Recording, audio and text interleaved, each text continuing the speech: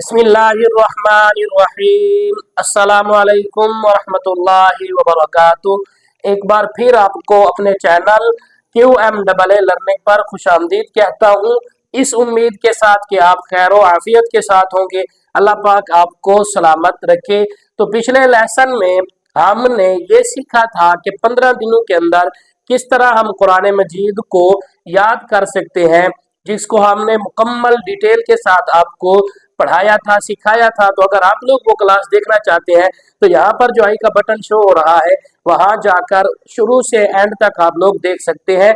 तो आज का जो हमारा टॉपिक है, आज का लेसन बहुत ही इम्पोर्टेंट है, क्योंकि आज हम मखारिज को सीखने जा रहे हैं और ये भी सीखेंगे कि उसूल मखारिज कितने हैं।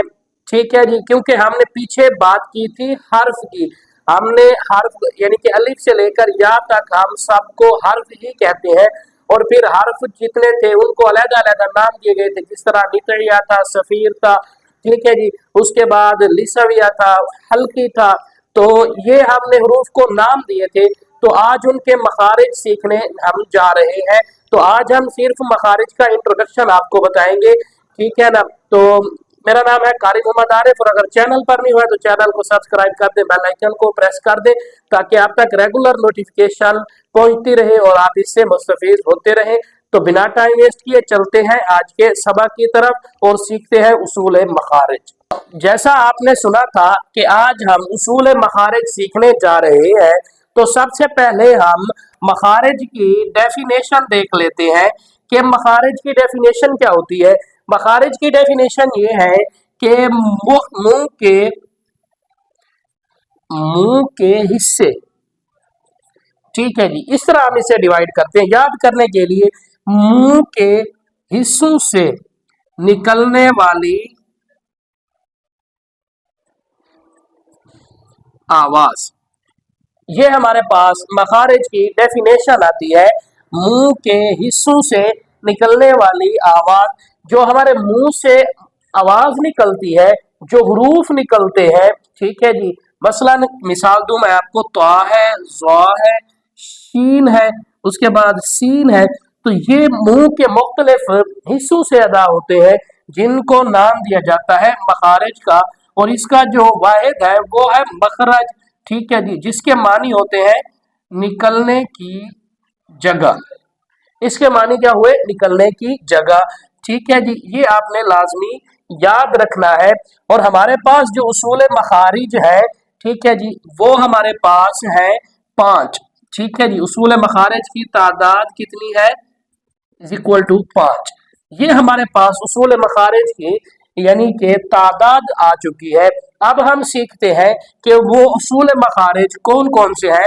तो स्टेप नंबर 1 पे हमारे पास आता है हलक, ठीक है, हलक। और स्टेप नंबर 2 पे आता है हमारे पास लिसान, ठीक है। स्टेप नंबर 2 पे हमारे पास लिसान आता है। और स्टेप नंबर 3 पे हमारे पास आता है शाफातैन, ठीक है जी, शाफातैन। और स्टेप नंबर 4 पे हमारे पास जो इसका चौथा नाम है वो है जौफे दहन। और पांचवा जो है वो हमारे पास है खैशूम, खैशूम, ठीक है। क्या आ गया हमारे पास? हलक, लिसान, शाफातैन, जौफे दहन, उसके बाद है खैशूम, ठीक है जी। तो एक एक को हम इंशाल्लाह रोजाना जो है ना वो डिस्कस करेंगे, क्योंकि ये हमारी ये मखरज सीरीज है। हम इसमें मखारिज सीखेंगे इंशाल्लाह मुकम्मल आपको तफसील के साथ इसी चैनल पर। आपको ये हमने मखारिज सीखने हैं जो आप तक इंशाल्लाह पहुंचते रहेंगे। आपने वीडियो को लाइक करना है और इसे ज्यादा से ज्यादा शेयर करना है और मुकम्मल वॉच करना है, ठीक है जी, ताकि हमारी आने वाली अगली जो वीडियोस है आप उससे फायदा उठा सकें।